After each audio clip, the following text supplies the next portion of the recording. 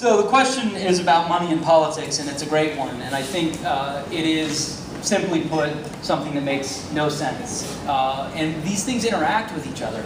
Because if you look at the gerrymandering of the districts, it used to be people from the super safe districts were actually the ones that would sometimes cross over and make a common sense deal because they were safe at home. But if you're in a deep red district and the Koch brothers can write a $10 million check against you, they can flip you with a single vote. And that's what happened when Governor Brownback started to do really extreme stuff in Kansas. They actually had moderate Republicans left who stood up and said, we're not going to allow these cuts in education, this is ridiculous.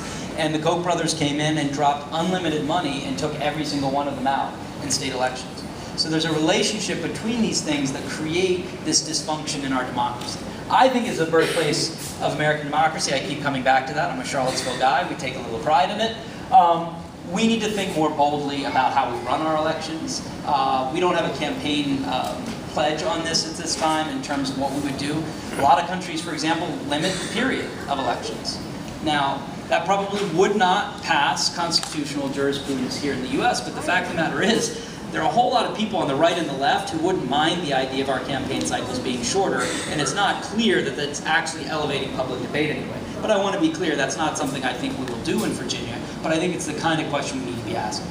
I think we have to get money out of politics. One of the issues I said with the pipeline debate is that I will continue to take no money from Dominion Power, even though they're the biggest donor to both parties.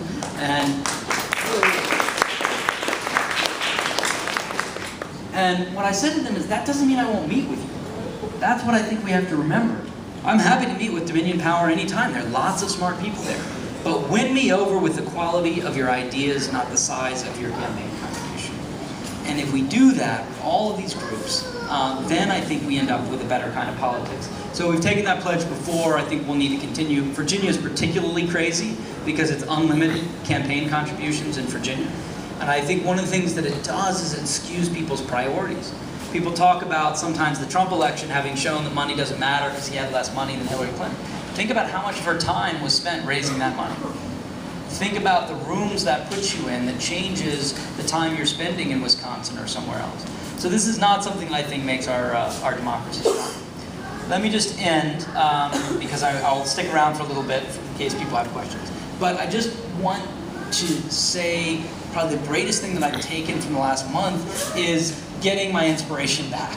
And I just want people to know that the more we actually talk to our neighbors, the more we realize how many of them are with us, how many of them are terrified and appalled, including many of our conservative brothers and sisters, by what President Trump is doing. They want Virginia to be this inclusive Virginia. They want it to be a place of dignity and opportunity for all Virginians. They really want to look at the clean energy jobs of the future instead of the old way of doing things. They want kids to have education. They want a pathway into living careers.